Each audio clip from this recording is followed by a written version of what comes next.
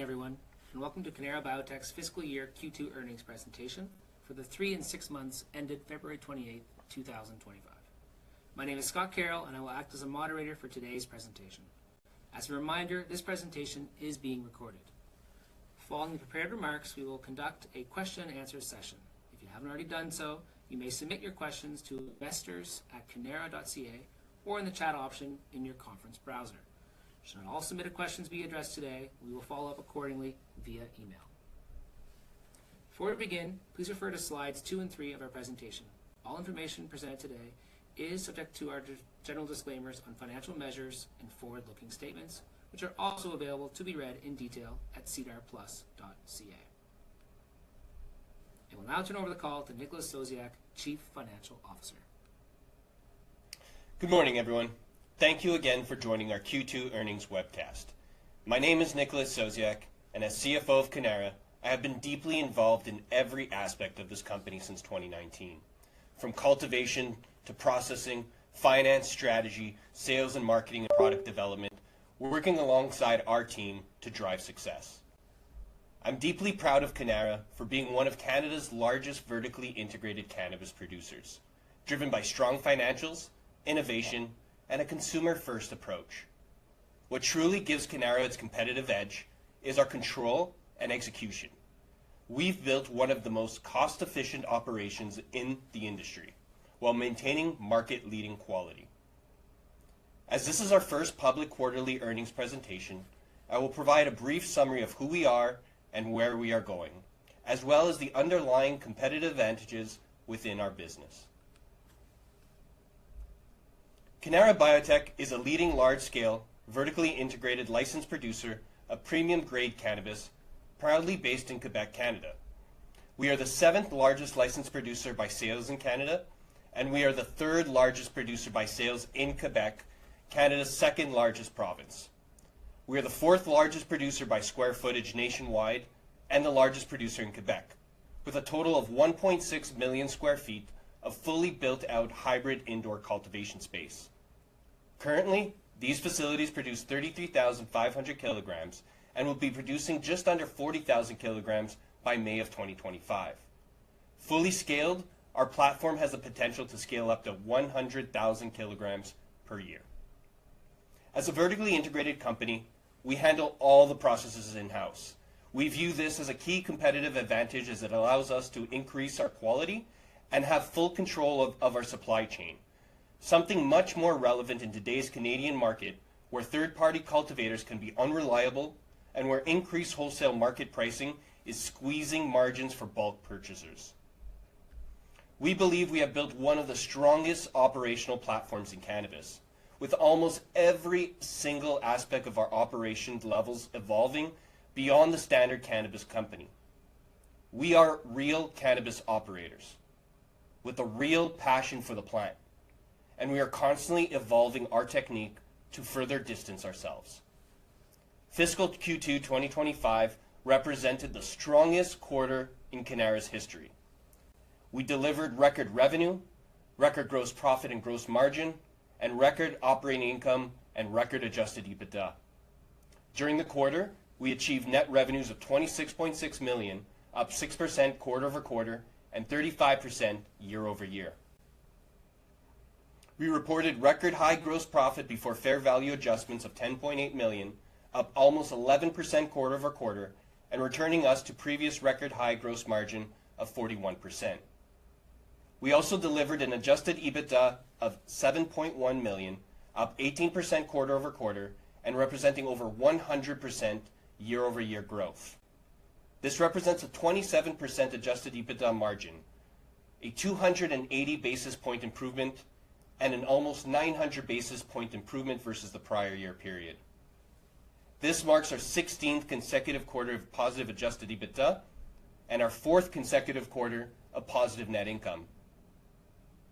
We have one of the strongest financial profiles in Canadian cannabis. We have been in net income positive on an annual basis since fiscal 2021, operating cash flow positive on an annual basis since 2022, and free cash flow positive on an annual basis since 2023. Our success comes down to 3 key advantages: premium quality, scalability, and cost leadership. We produce premium quality cannabis at scale and enter the market with disruptive pricing, making our products accessible to a wider audience. Our approach combines rare genetics, flavorful high cannabinoid strain profiles, and sophisticated cultivation methods such as hang drying, hand trimming, and slow curing at scale to ensure clean quality product that's never irradiated. We're leading the charge in this dynamic market with significant investment and effort dedicated to our in-house pheno-hunting platform and a strategic partnership with 50-time award-winning cannabis breeder Exotic Genetics, enabling us to set trends rather than follow them. The popularity of our brands is a testament to the quality and consistency of our entire CPG portfolio. When consumers choose Cannara brands, they know exactly what they're getting. Premium quality cannabis at the best value. On top of all this market success, we maintain one of the cleanest balance sheets in Canadian cannabis, with ample cash flows to service debt and no significant near-term maturities until December of 2027. In the second half of this year, we will begin to prepare our operations to further address the still uncaptured demand for our brands, as well as prepare for Quebec's November vape launch demand by expanding our cultivation capacity by almost 20%, or 6,000 kilograms, for only $1 million in capital outlay. We believe that this ability to expand internal capacity for such a minimal capital value is a significant competitive advantage and represents one of the highest ROI investment opportunities available for any company in cannabis today.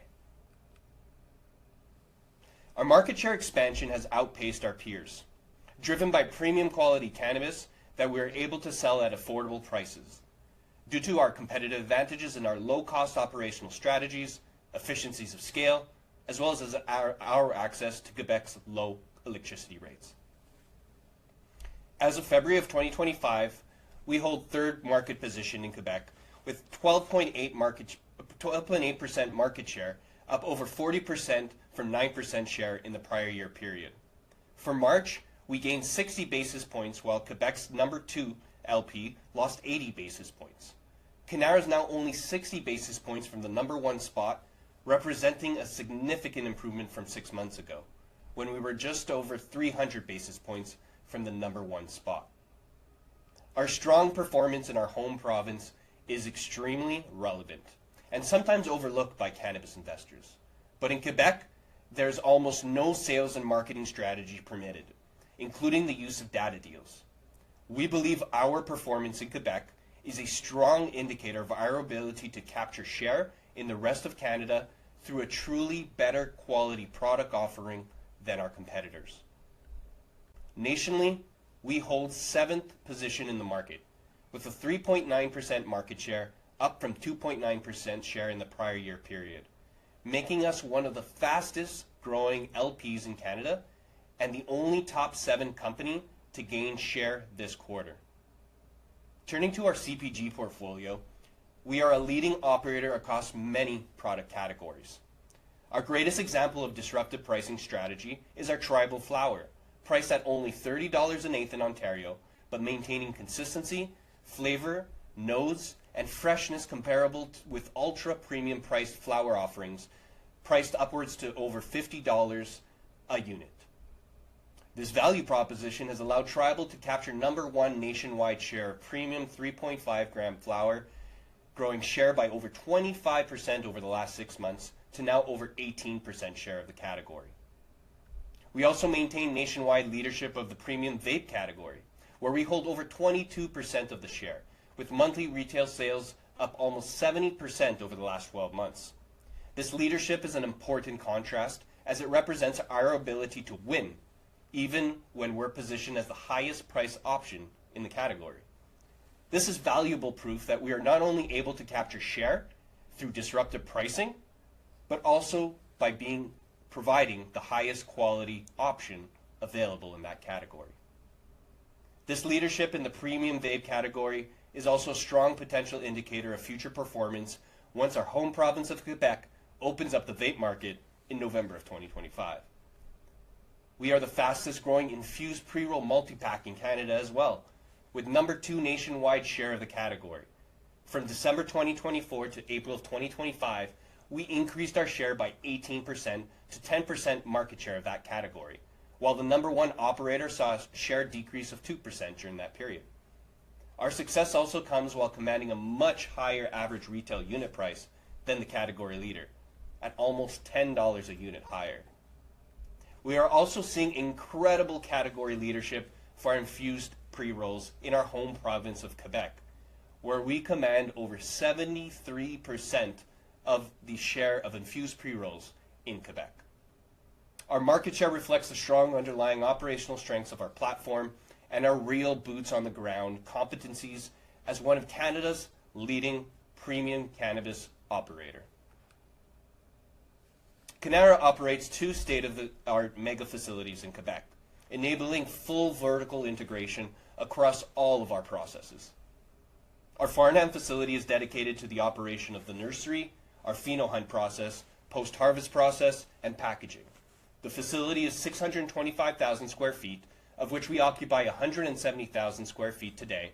The balance of the building is currently being leased out to 2 tenants, which generate up almost $4 million a year in rental income.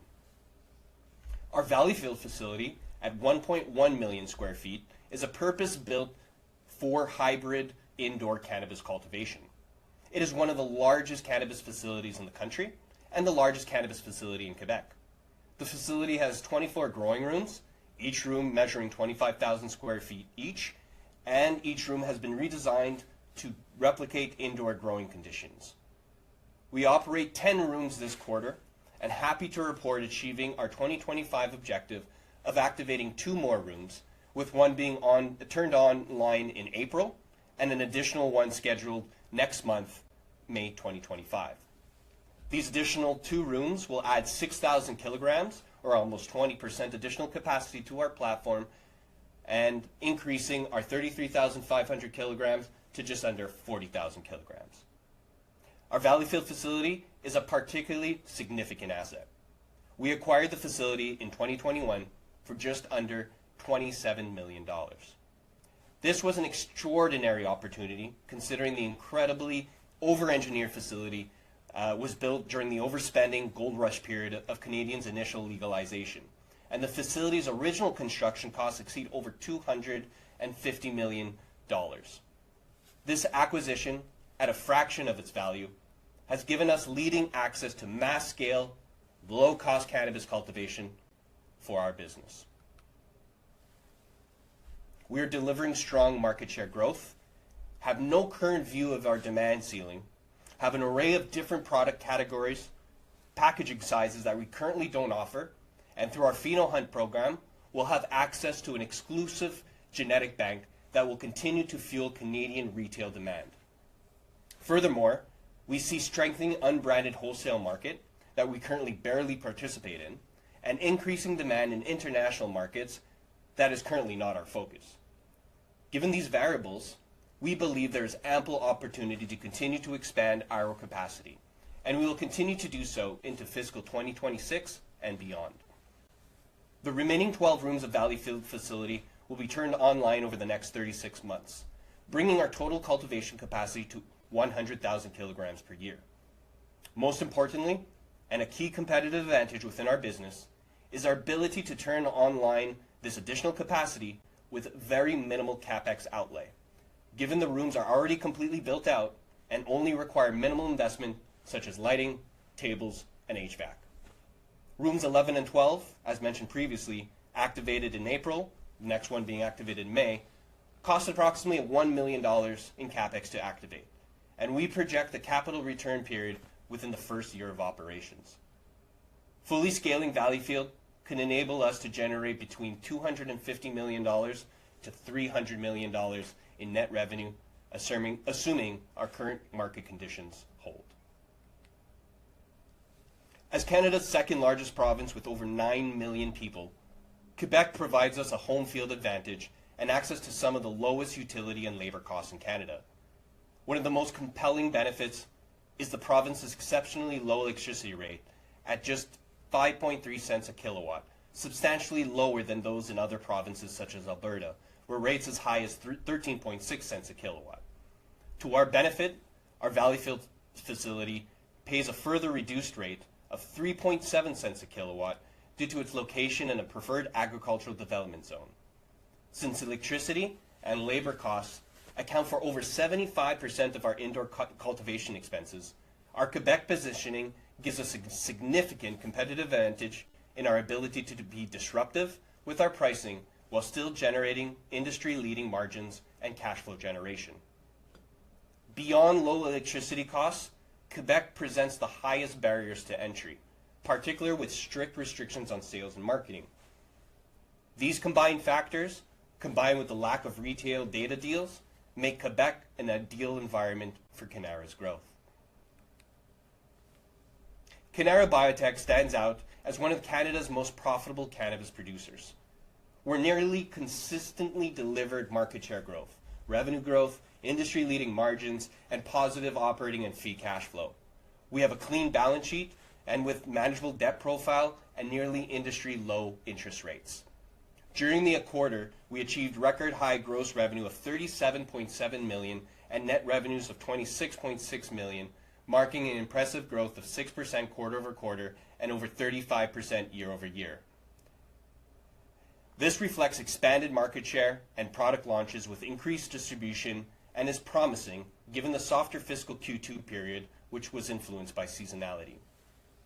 Gross profit before fair value adjustments for the quarter hit a record high of $10.8 million, returning us to our previous record high gross margin of 41%, representing a 170 basis point improvement quarter over quarter and a 370 basis point improvement versus the prior year period. The increase reflects increased yields, cost efficiencies, and a larger portion of our revenue coming from higher margin products such as live resin and dried flower.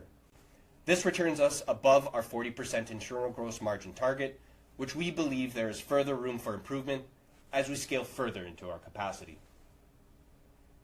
We've continued to maintain strong cost controls across the organization, reporting operating expenses during the quarter of $6.1 million, representing under 23% of our revenue. This reflects positively against the previous quarter and the prior year period, where operating expenses represented over 24% and 31% respectively. This improvement in operating expenses margin reflects our activation of cultivation rooms within our fixed cost base, despite increased sales and marketing spend to maximize the launch of our Q2 flower strains and manufactured products, as well as the support of the upcoming Quebec vape launch in November. We delivered a record high adjusted EBITDA of $7.1 million, up 18% quarter over quarter, and representing over 100% year over year growth. This represents a 27% adjusted EBITDA margin for the quarter, a 280 basis point improvement, and an almost 900 basis point improvement over the prior year period. Operating cash flows for Q2 was an outflow of $2.6 million, bringing year-to-date cash flow to a positive $3.3 million. Q2 free cash flow came in at an outflow of $4 million, bringing our year-to-date free cash flow to $0.6 million. This quarter, our operating cash flow, which in turn reduced our free cash flow, was a result of prepaying our excise tax obligations of $3.5 million before the end of the quarter and before the actual cash was collected from our related receivables. In addition to investing over $1.5 million in advanced deposits for packaging materials sourced overseas to reduce our cost and stockouts in fiscal 2025. We generated net income of $3.3 million and an EPS of 0.4 cents per share for Q2, up 43% quarter over quarter. Net margin for the period was 12.5% versus 9.2% for the prior quarter. During the quarter, we also made significant effort to further strengthen our balance sheet. In February, we announced the extension of our $34 million BMO credit facility to December of 2027, while maintaining our floating interest rate, which is currently below 7%. We also extended our smaller $5.7 million convertible debenture to March 2028. For our fiscal 2025 guidance, we're forecasting growth in both net revenue and adjusted EBITDA from our core business on an annual basis. We anticipate to continue to generate positive operating cash flow and free cash flow on an annualized basis for this fiscal year. While many Canadian LPs are expanding overseas out of necessity, we are thriving in Canada by choice. The reality is that most can't compete profitably here. They're losing market share, struggling to build brands, and failing to operate efficiently. This industry isn't just about capital, it's about experience, knowledge, and most importantly, execution. Cannara has built this from the ground up. Every process we've developed is designed for long-term success, not short-term survival. We're not just another cannabis company. We are passionate cannabis advocates.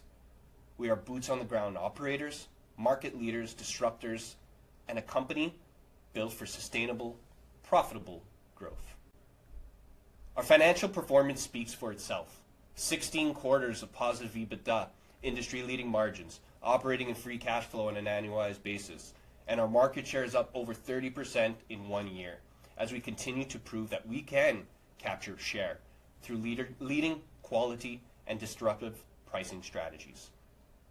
We dominate in key categories with constrained demand for our leading brands, while owning the ability to triple our production capacity organically with our industry-leading organic high ROI internal expansion opportunities. We have proudly built a foundation for long-term success. With world-class operations, financial strength, and relentless execution, we believe we are positioned to shape future of Canadian cannabis. Thank you for taking the time to learn more about Cannara. We'd now be happy to open the floor and take your questions. So thank you, Nick. We'll now transition over to our Q&A portion of the earnings presentation.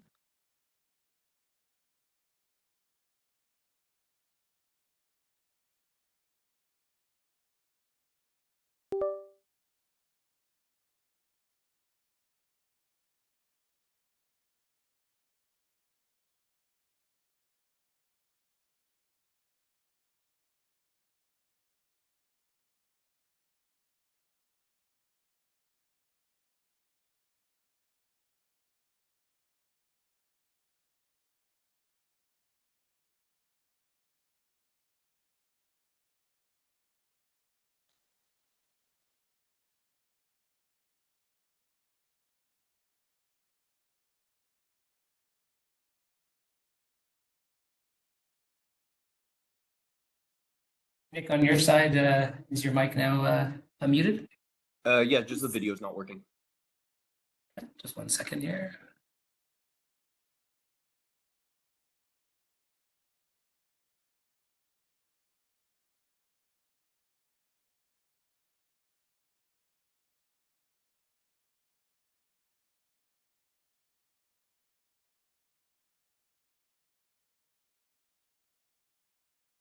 All right, I think we got it. Perfect. So as mentioned in our press release, we received questions to our investors@cannara.ca email as well. For the attendees of today's web presentation, you're welcome to submit your questions through direct chat. So I'll start with the first one that we received, Nick. So you've spoken previously to an internal goal for #1 Quebec market share.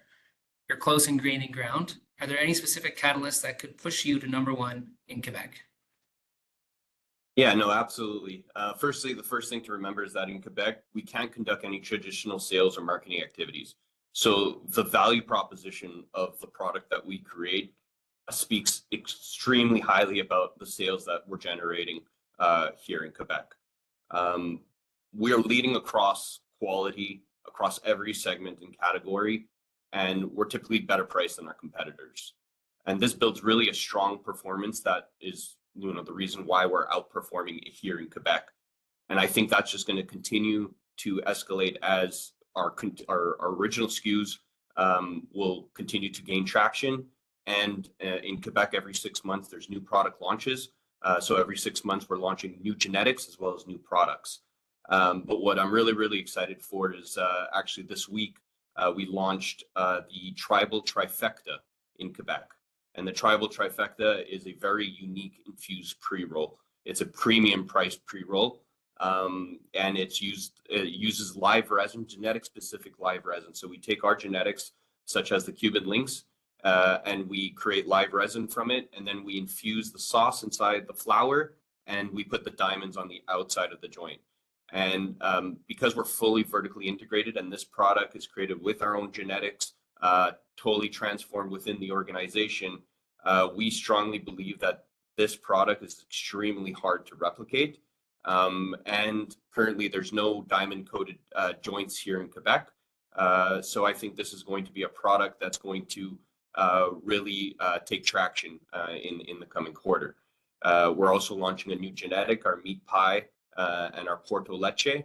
So that's exciting. And vapes are coming in November for Quebec, which is a totally brand new category. And that, as you all know, we're one of the largest producer of live resin vapes in the country. So bringing this product here in Quebec is extremely, we're very confident that our product is going to take traction and take a really good portion of the upcoming vape category here in Quebec. Yeah, it's perfect. Thank you. The next question, looking back towards Q2, were there any standout product successes or key highlights across your portfolio that you could expand on? Yeah, our recent genetics, Neon Sunshine and Bubble Up, again, we took almost a year and a half to pheno hunt those genetics. So, and that goes across all our genetics going forward. It's a year plus a couple of months to really get a genetic to market. So the Neon Sunshine and the Bubble Up are showing the fruits of our labor. They're catching up right under Cuban Links, and Cuban Links, pheno hunted almost 4.5 years ago, is still outpacing the holding place as #1 genetic in our tribal portfolio. But Neon Sunshine and Bubble Up are taking second and third. So that's just a matter of time where those two genetics are going to dominate the ranks.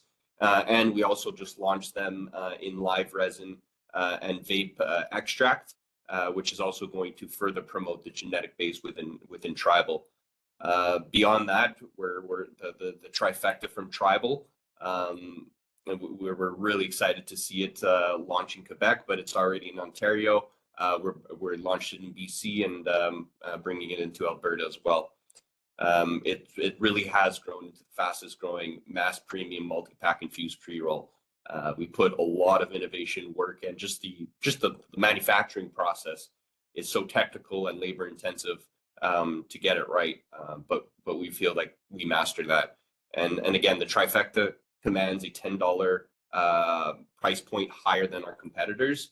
So this is a clear sign of tribal's brand strength and consumer demand, and the fact that we can play.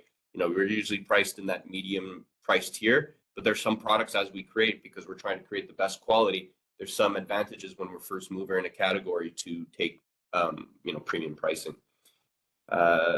So first is our focus on building tribal as trendsetting house of genetics, and then what we're proud of is our vertical integration. We're creating all our flour, we're growing all the flour, we're creating all the BHO, we're creating all the keef, we're doing all the THC diamonds all in-house, so we really get to control the quality of the inputs. And that's what we put into our product, and that's what's succeeding this quarter. So Neon Sunshine, Bubble Up, our trifectas, our infused pre-rolls, our vapes, they're all seeing quarter-over-quarter increases. Perfect, thank you. We received a question in our direct chat from Steve G. It says, I know in the past you've mentioned that you're happy with the price point, but with comparable products priced at $50, at what point in the growth profile might you consider pricing as a way to drive margin improvements? Yeah, again, we're really not focused on increasing our pricing to drive margin. We have several ways to drive margin outside of just increasing price. So the first one is yield. We're a genetic house, so we're investing all the money and resources in finding genetics for an unforeseeable amount of time to really build a roster of genetics. These roster genetics will have the THC, have the flavors that we're all looking for, that the market wants. but most importantly, have high yields. Right now, our average, we started, some genetics at 60 grams a plant. Now our average is around 85 grams per plant, and we have some plants that are growing over 100 grams per plant. So just increasing, finding those right genetics will increase our margin and not have to increase our price. And again, price is very important in the cannabis market. There's a fine line between where the volume drops off significantly if you try to price your eighths or any products in the premium range. So really, we're trying to capture volume. We have 100,000 kilos to sell. So pricing, we're extremely proud about our pricing and being affordable and giving quality products, in the mass segment of price point that most people buy in, and that's what's really going to take over the market and scale our brands to number one. Furthermore, just cost savings as we grow more weed. Our fixed costs don't increase. It cost us $700,000 to turn on a room and 5 people to turn on the room, and we can generate over 3,000 kilos that year. So our fixed costs will stay the same, but then we're producing more and generating more revenues. So we're going to see efficiencies and margin increases there. And just scaling, economies of scale. You're buying more product, you have more packaging needs, you have more power to negotiate with your suppliers. So it's really important that we use those strategies to scale our business and not price. If we do price, it would probably in another brand, a segmented brand that we would create, and it would have other characteristics that would justify the increase in price. Perfect. Thank you, Nick. We received another question via chat from Mark Haas. It says, great quarter, great outlook. Any status update on the building sale? Upon sale, could an NCIB be possible, or would you keep the capital for CapEx working cap to scale growth? And then in addition, any opportunity for cheaper funding or prepayment of the convertible debt at approximately 10% rate? Yeah, great question. The asset held for sale is, anything could happen in real estate, but we are, we do have potential interested parties. We're confident that that we might see a transaction very soon. So that's definitely in the works. And in terms of the sale of the building, if we do sell the building, we would use the cash to continue to invest in building out Valleyfield. We have 12 rooms. The next phase to go from 12 to 24 is we have to build out a processing building, and that's a $7 million spend. And then we have, starting from rooms 12 to 24, we have to buy lights as well. So now the cost per room increases about 1.2, 1.5. So we're going to utilize that cash from the sale of the building to continue investing into Valleyfield and opening more grow rooms. In terms of reducing our interest rate on our convertible debenture, absolutely. It's an open-ended convertible debenture, so we can pay it down anytime. The objective, we make way more ROI on taking the cash and investing it into the grow rooms to produce more cannabis. And at the point that we do have excess cash flow, in the coming year or two, we would be looking to prepay the highest debt that we have on the books, which would be the convertible debenture, if it's not converted by that time. Thank you, Nick. We received another question from Raymond. With the positive momentum this quarter, are there specific operational efficiencies or process improvements you are targeting to further enhance margins as production volumes continue to grow? The team's working every day on process improvement. We're really building a fully vertically integrated cannabis company, and we're building it from the ground up. So these are processes that we built from day one, from day one to where we are today. We're continuously improving our operations, from cultivation to the way we grow, to trying different trials to get more yield or to reduce cost on a certain point without affecting quality. In our pre-roll department, we're purchasing more machines. We're scaling up the amount of pre-rolls that we're making. We're automizing the hard to create pre-rolls like our trifecta and our kingpins.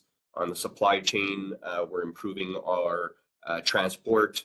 We're really taking cost advantage. We buy a lot overseas, which proves to bring a lot of cost savings, but also supply chain issues. So we're investing in our supply chain to really streamline the supply of our packaging and cost efficiencies on that point. Thank you, Nick. Another question received by email. Can you provide some color on the factors that contributed to the quarter-over-quarter market share decline observed in Saskatchewan and Manitoba this past quarter?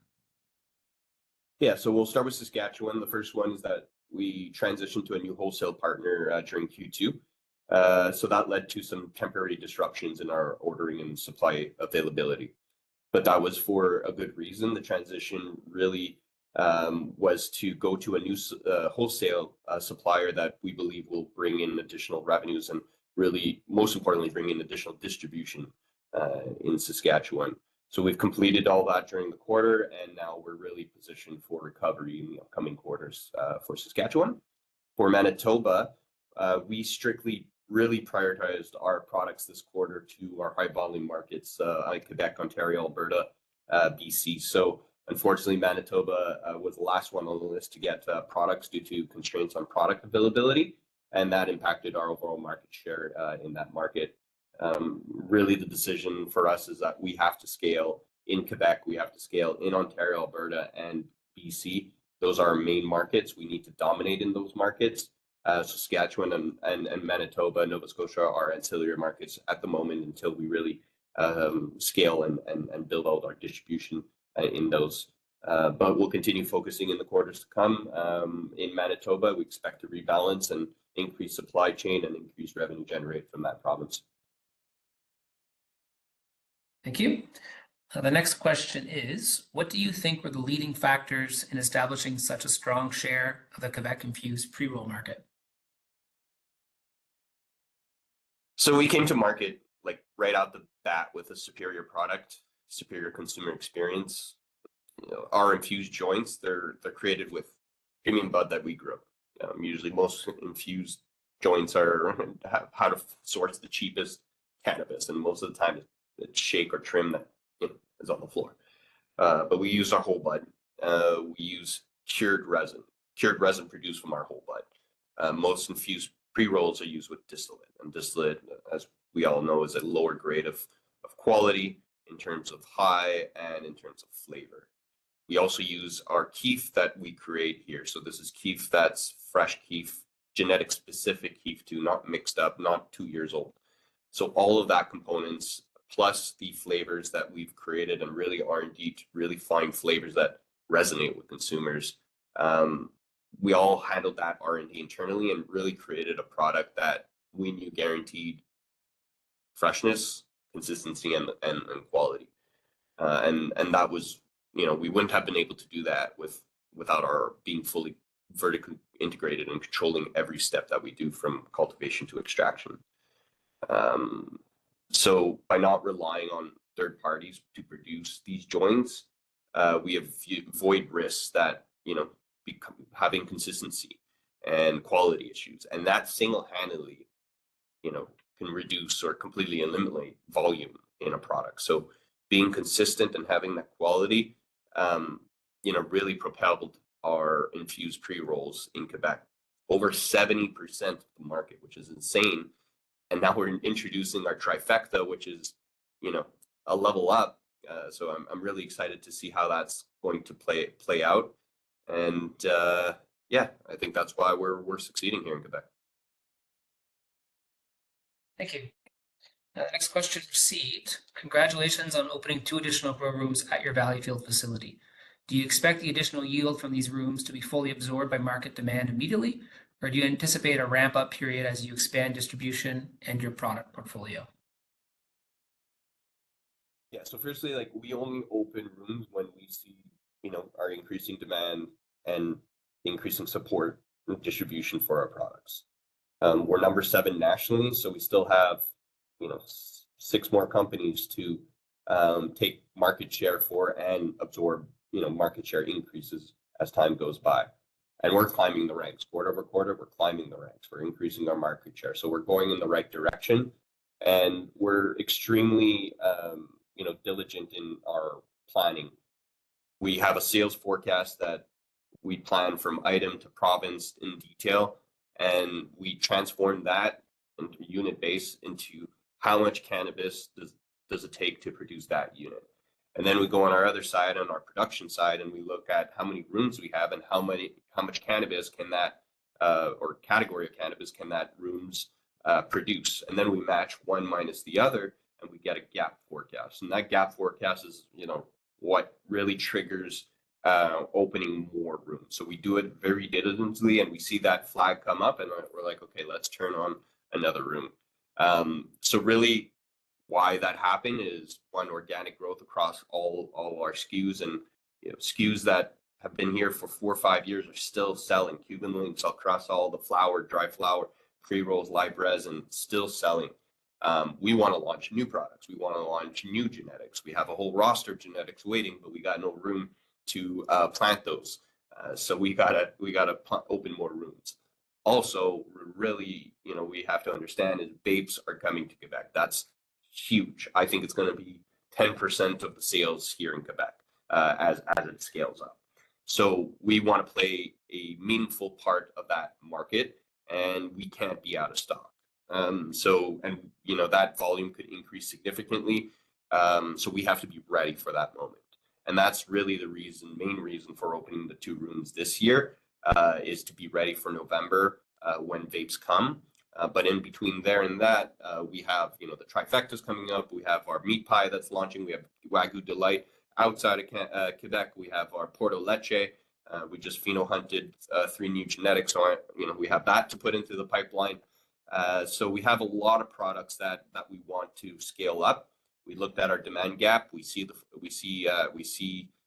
gap, and that's why we're turning on 2 more rooms. And we're going to be planning another 3 more rooms for the next year, and then scaling up to the full 24, really with the objective of selling all of this cannabis here in Canada. And that's really the objective, and we have to open more rooms to achieve that objective. Thank you. Next question received. Previously, you've mentioned that Cannara's focus remains on growing its brands within Canada without pursuing international export opportunities at this time.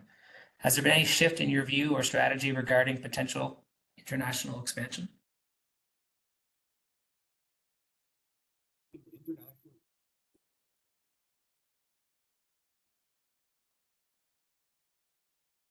But there's also a lot of unknowns.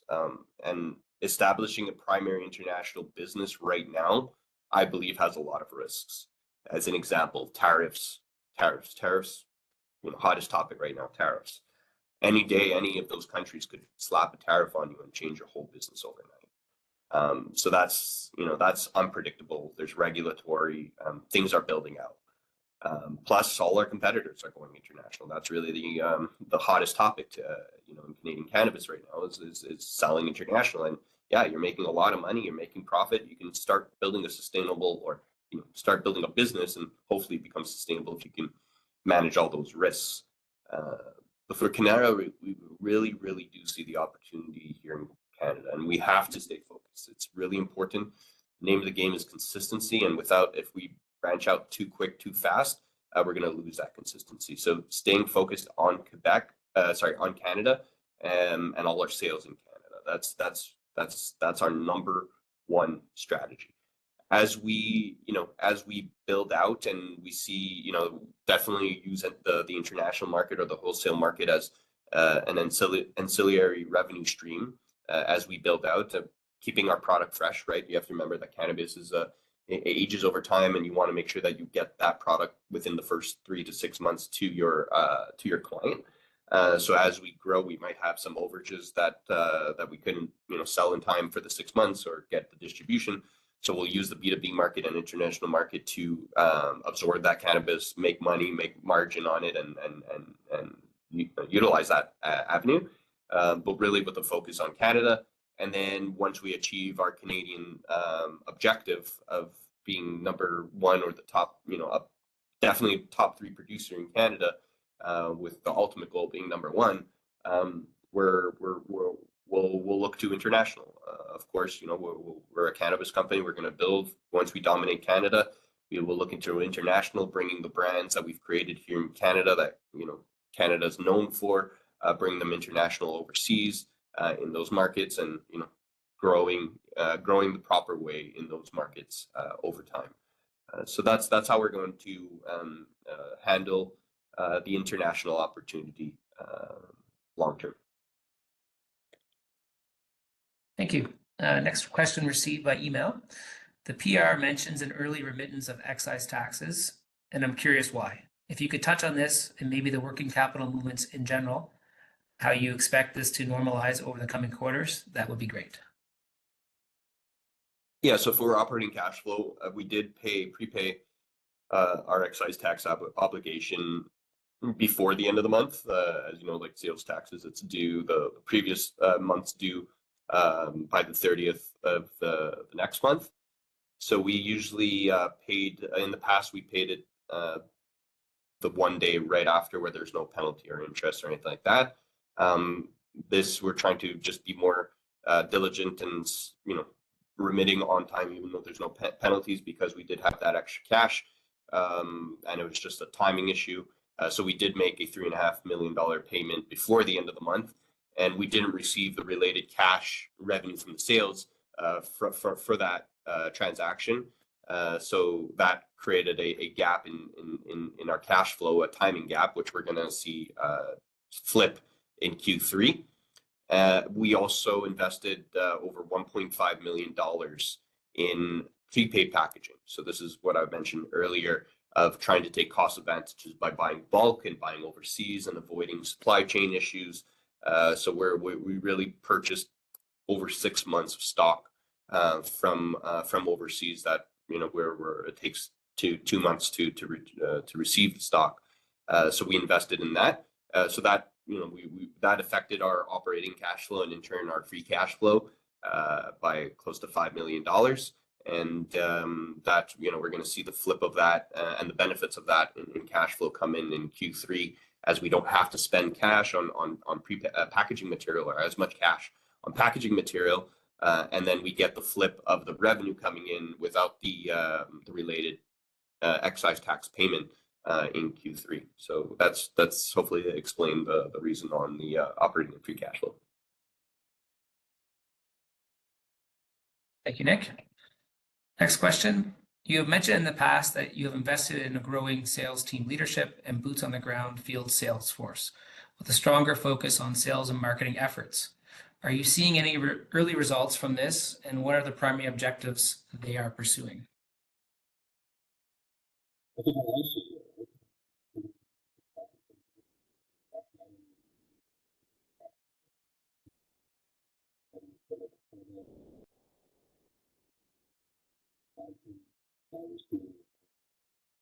Launches, previously to this sales team coming on at the end of 2024, all of our launches were just launched and no one was made aware, but people loved our brands, that the bud tenders would make themselves aware that these launches were available. So now we have a sales team that can propel launches and get that into market. So that's we can get penetration easier into those stores and build a SKU base, and eventually build over time more revenues generated from each store. So each the real objective of our sales team is to educate our network. They have to educate the whole bud tender retailer network on all our products, all our launches, upcoming launches, and that's really to support the innovation and product line extensions that we're building. They're also tasked to increase number of SKUs. When they go into a store and they see how many SKUs that they're carrying, 4 SKUs, 5 SKUs Cannara, when we have over 100 SKUs, this is how we have to get those SKUs on the shelf so that customer can buy. We're deploying trade marketing assets. Previous to end of 2024, you walked into a store, a retail store across Canada, there was no marketing trade display assets for Canara, Tribal, Nugs, or Orchid. So we had to compete. The customer would only know about a Tribal product if they heard about it from a friend or the bud tender recommended it. But the whole store in front of you would be littered with advertising from any other brand. So now we're deploying those trade assets, and we're deploying them right and smartly, and we're not putting a huge budget behind it at this point. So it's one of our tools in our toolkit to increase revenue, but that's something that we're doing and is going to pay dividends over time. We're also supporting our retailers, our consumers, with better in-store execution, product education, and just overall service to strengthen our relationship with them, which in turn improves the sell-through of our product at those stores. So it's just continue pounding the pavement. We're pounding for strong retail engagement. We're expanding our distribution points, and right now we're just seeing the early impacts of market share increases, and that's going to increase quarter over quarter as we build it up. Thank you, Nick. Next question received. Congratulations on earning the #1 market share position for mass premium 3.5 gram flower with Tribal. We understand that a portion of consumers are trading up to a larger formats of 7 gram and 14 gram. Could you comment on how Tribal plans to address this shift in consumer purchasing behavior? Oh, and Nick, just 1 second, sorry to cut in, but your microphone seems to be, it's not on mute, but we're not catching. You want to just say a word again and see if Is that better? Yeah, that's perfect. Thank you. So I think thank you for that. We worked really hard on creating Tribal and focusing on the 3.5 category, and we're proud to have a commanding market share of that category. We see the increasing sales in 7 grams and 14 grams. We're evaluating the opportunity, but under Tribal, that is. Under Nugs, we're playing in the 7 grams and 14 grams, and we're actually having a lot of success under Nugs with the 7 grams and 14 grams. But I've been asked a lot for Tribal, why don't we go into the 7 grams and 14 grams when everyone's playing in that market? I strongly think that there is a good place for Tribal in the 3.5 grams, and we're going to be launching genetic. We want to be, as mentioned before, a house of genetics with a roster of 20+ genetics. So, and that's consistent, staying over time. So having 3.5s gives customers options. And if we were to play in the 7 grams or 14 grams at one point in time, it would be a mix option where a 3.5 of one flavor and a 3.5 of another flavor would be offered under the Tribal, multi-pack to address the 7 grams and the 14 grams segment. But for now, really, we plan to dominate the 3.5 gram market under Tribal. We think it's the most accessible, and we want to give accessible, highest quality cannabis, and that's how we do it under Tribal. And then Nugs plays in the 7 grams and 14 grams for now, and then over time we will see if Tribal will generate or bring to the market multi-packs under its 3.5 categories to reach the bigger formats like the 7 and the 14. Thank you, Nick. Next question received. How much wholesale demand are you currently seeing in the market, and how does the tightening supply-demand balance across Canada influence your expansion strategy? We're seeing the market increase. The wholesale market is definitely on fire, and I'd say almost the pricing has doubled since last year.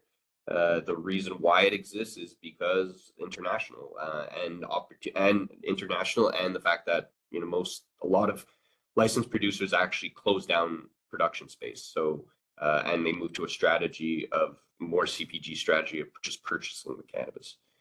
So at one point when the industry was in oversupply,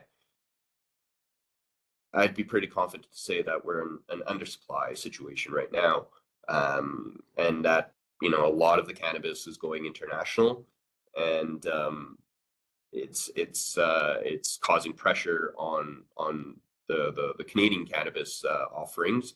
It's increasing the price, and it's harder and harder for companies to make a margin that are not producing cannabis because they're the most successful to price increases in wholesale cannabis.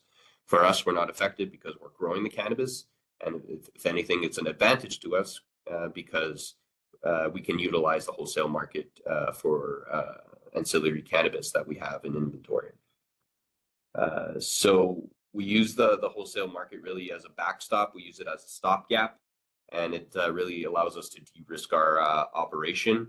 And yeah, we again prioritize all the cannabis for our main brands, but as we scale, that avenue is very useful, and I think it's just going to continue increasing because there's not more production space coming online, and if anything, there's more international sales as more countries recreationalize or have a medical program.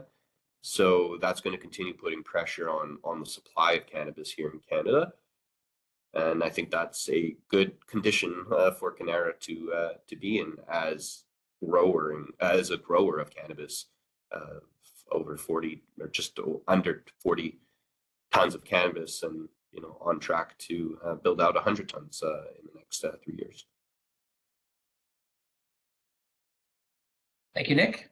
You've touched on this a little bit in some previous questions and answers, but the next question received is, are there any upcoming product launches or innovations in the pipeline that you're particularly excited about or see as meaningful growth drivers?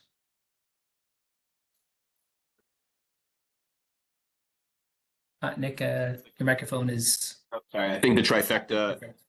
I think the trifecta in Quebec is really going to, make waves, and the trifecta outside of Quebec is making waves. So definitely that is super exciting as a product for me because trifecta is not just one product; it's a format for tribal. And once we create a format for tribal, every genetic that we launch under tribal gets that format. So we have close to 8 genetics. There's 8 genetics. We'll have 8 trifectas over time, and as we launch 20 genetics, we'll have 20 trifectas over time. Porto Leche, that's our newest genetic coming, launching under tribal in Q3. Going to be very exciting. Has like a cherry, red wine, creamy gas afternotes on it. Sports over 30% THC. We have the Wagyu Delights and the meat pie coming under Nugs. So yeah, looking forward to Q3 and the launch that we're doing. Perfect. Thank you, Nick.